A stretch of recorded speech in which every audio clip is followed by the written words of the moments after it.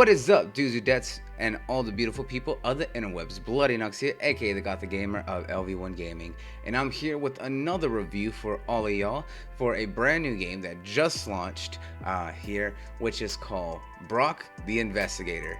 And I gotta say, this game is absolutely wonderful because the age of point-and-click adventure games has come and passed and was such a blessed era back in the early days of gaming, with games like Sam & Max and Monkey Island, some of the biggest ones that you can probably think of, as well as other games that most people may know, like Nancy Drew and some of the earliest Sherlock Holmes games.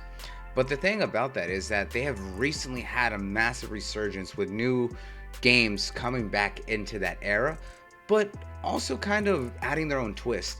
And Brok the InvestiGator absolutely claws its way onto the scene and does its own unique thing, because it takes two different genres and combines them in a way that's very different. And we're going to get here and talk about that. So let's see here if this point and click meets beat 'em up actually has a chance to stand out amongst its predecessors and contemporaries, and if it's worth your time. So here's a spoiler warning for everyone. So if you don't want to check out or get spoiled on the game, now's your chance to look away.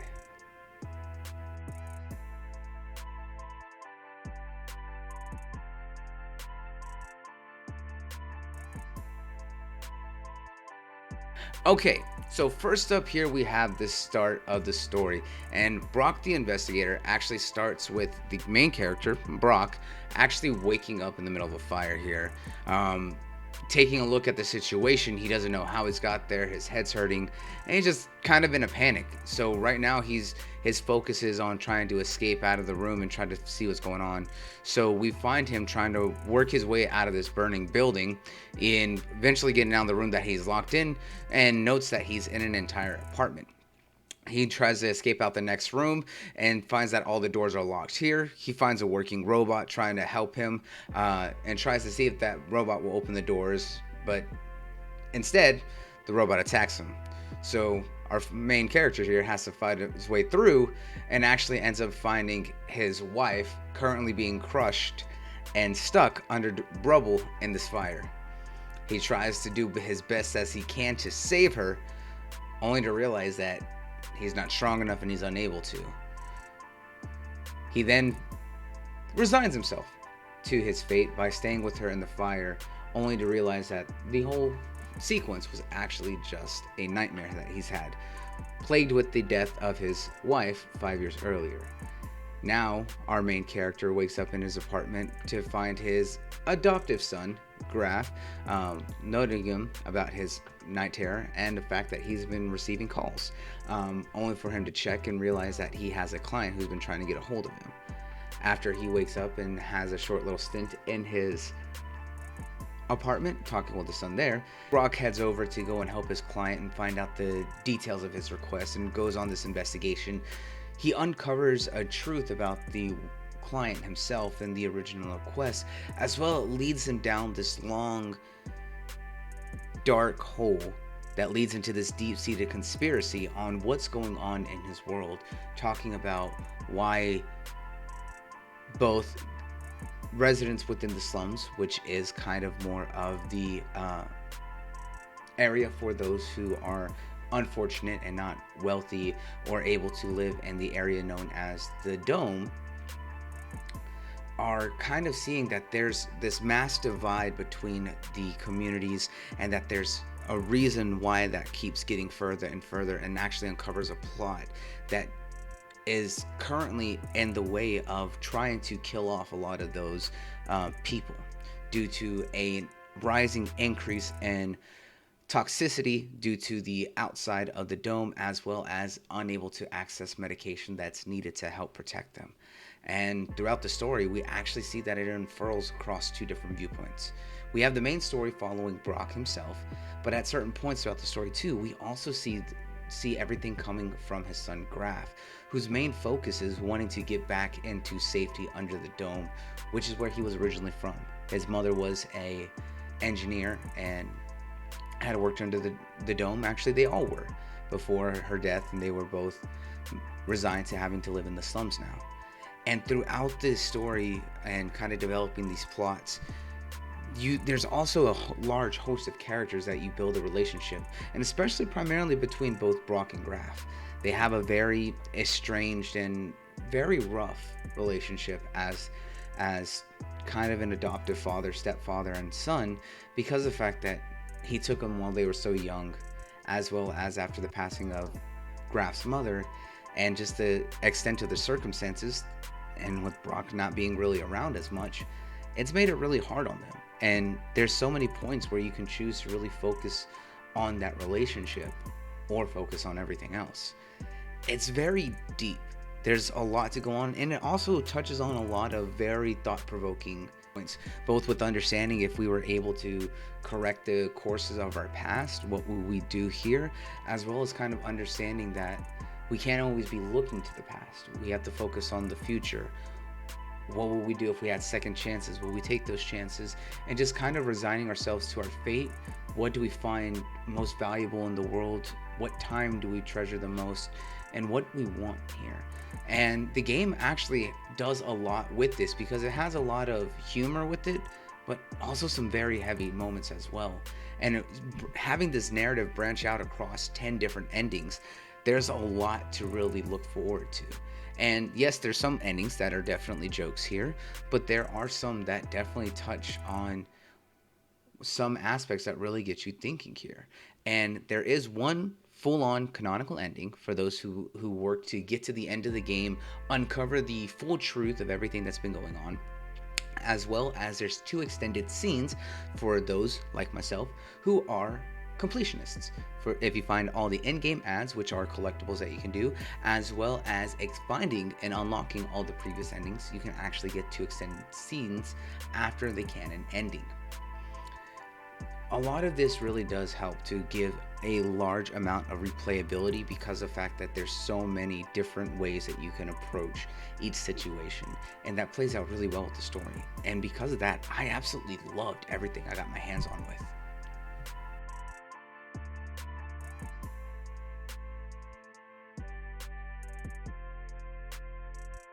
Next up is the visuals. You know, the visuals I love here is simply because of the fact it's very much a very bright color palette. The game pops, it's just wonderful. Everyone has these very vibrant colors and have very unique designs that all relate to them based on having this almost kind of cartoon aesthetic. If you think of old school cartoons and the way that a lot of those characters look, this is very much reminiscent about how it is. It almost feels like a Saturday morning cartoon meets a comic book. The backgrounds are very stylized, kind of almost watercolored, painted, and very pretty and pop in certain areas, while also being kind of doled out, but having these characters be very contrast to them. Between obviously Brok and Graf here, we also meet a lot of the side characters and friends, such as Sin, who is the first client that you meet, as well as Graf's best friend Ott, Brok's sister or childhood best friend with Shay, and so many other characters that have a play throughout the story. Not only that, here it's just that everything really kind of feeds into these emotions when you hear the characters talking and you see these situations, you see the environments. It really gives these expressions and emotions that really add impact to each scene as you're going through and kind of understanding the situation here, not just between for everyone who lives outside in the slums and how decrepit everything is falling apart, so run down, uncared for. You have this fully technological marvel of a city that everyone wants to be safe under. It's so vastly different, but it adds just to the beauty and appeal of how the game looks so stunning. And it's this rather detailed and mild approach that really helps to sell the impact of everything that the game is trying to do.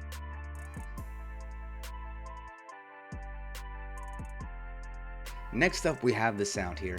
One of the things about Brok when it comes to the sound is that it's kind of tame, and it's not necessarily a bad thing. I really do enjoy the sound design throughout the game.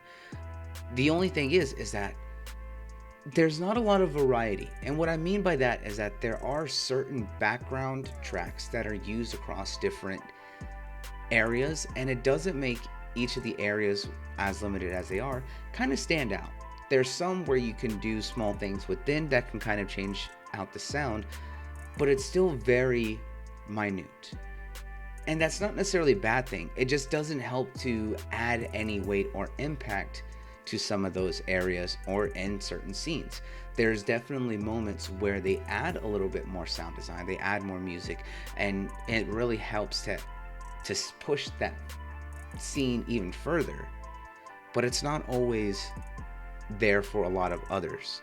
However, one of the things that's just so well done when it comes to sound is the voice acting. The voice cast does such a phenomenal job with really portraying their characters. Brok is a very much older gentleman who's definitely kind of been through it. He had a rough life when he was younger, and he's trying to do the best. He's worn out, he's tired, trying to do whatever he has to try and give a better life to his son, wanting to do nothing but the best for him. And there's times where this man who's fought a lot gets angry, and you can feel that anger and rage and roughness, but at times he's very soft-spoken, but he gets excited real easily even if he doesn't understand things, and it really shows. As well as when you look at someone like Graf, he gets so excited when he talks about his passion for science and knowledge and just wanting a better life. He wants to get away from this dirtiness, this decrepit, brown and sludge that he sees every day in the slums. He wants to be back in the vibrant, the safety of being under the dome. But at the same time, he just gets excited about what he does, especially when he's talking with his friend Ott. It really just shows so much on what he wants. He's so passionate about it. Even when he gets frustrated with talking with Brok, the game itself is so fun and quirky. It's just that there could be so much more done when it comes to the background. But that doesn't diminish how much work went into each of the characters' voice acting. Because a lot of the times they tell jokes and just have these perfect inputs that just match with the scene, given the hilarious context, as well as in certain things, the way that they make jokes or anything else can just really push a lot.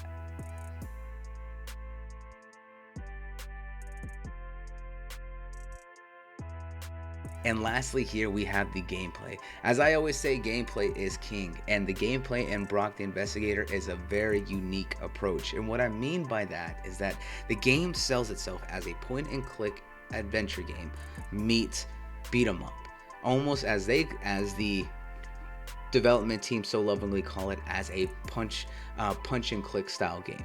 There's many puzzles throughout the game, and you can play the game entirely as a point and click.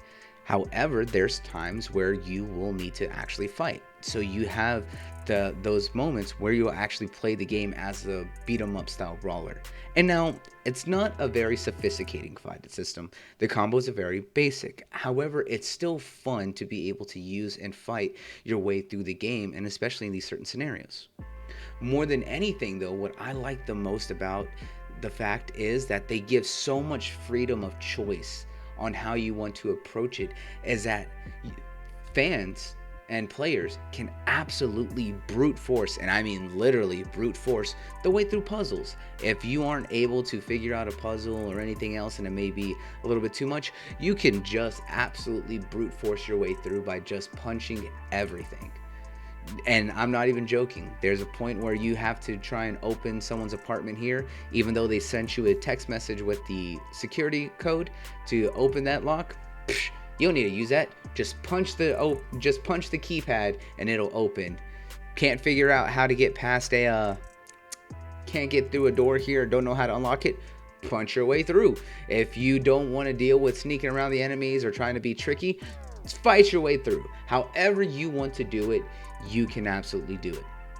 And the way that actually plays out throughout the game is that there's actually a hidden system that marks how much you play throughout the game. Are you going to use more of your brain here and approach things very intelligently, or try to figure out other alternatives? Or are you just going to brute force your way through and be violent and punch everything that you can in sight? Because that does actually play out into one of the endings depending on your choices throughout the game. And this doesn't include just Brok. You can also do this as Graf as well. It's a wonderful way to really impact and give players so much more choice here, because everything you do really weighs in and makes a change for everything. And not just that, here, how you interact and how you work with different characters and the way that you interact with them and build those relationships also plays into an impact on their if they live or die throughout the story, and the possibilities of certain endings or certain scenarios that'll pop up depending.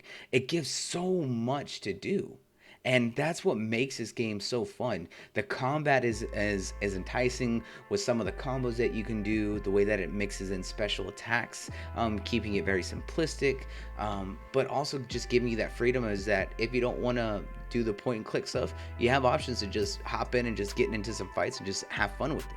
And there's so many things that can add into that. You have different drinks and foods that you can use as temporary stat boosters if you're having troubles throughout the game.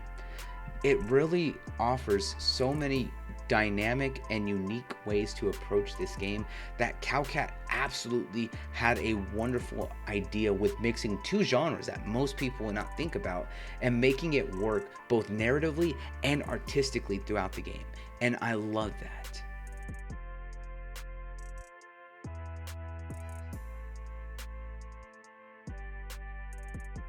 So overall, Brok the InvestiGator offers something truly unique, something very familiar and yet very fresh. The game has a very deep and touching story with a lot of intrigue and a very deep personal message and love that really went into it, as well as a lot of fun with the gameplay mechanics, such as the puzzles, the interrogations, and even a wonderful mix of being able to just punch things in, because I like to just punch everything. Sometimes, who needs a puzzle when you can just punch your way through? But there's just so many things here that make it accessible, as well as for those who have trouble with when it comes to puzzles, is that the in-game ads act as a way to get in-game hints. There's plenty of them. There's a plethora that also tie into that ending here that you can use to get hints if you ever get stuck, if you're trying to think your way out of things. And it lets you know how you can approach it if you want to just punch it, but if you're trying to think of it a little bit more, it also gives you the ability to be able to find those here. And with them being so vast and abundant, it doesn't take away from those who are trying to do it with no hints and those who need more. I was like, everything about the game just feels fun and enjoyable, and with the recent resurgence of point and click adventure games, this is the perfect time for this game to come out, and it definitely does a great job of it setting itself above its contemporaries. Now, if you want to check out the game, it was currently on PC and Steam. However, it has now recently launched on console, so you can play it on Xbox consoles, PlayStation consoles, and Nintendo Switch. And I do want to give a big thank you to the team over at cowcat for sending us here a code for the game and to let us get hands-on with it before. So thank you so much here, and if you guys haven't already, make sure you click that link down below. You follow us, subscribe to the channel, and more than anything, you find the links to all my socials down there as well. But until next time, guys, I'll see you on the next one here on Level 1. Peace out, and check you later, everyone.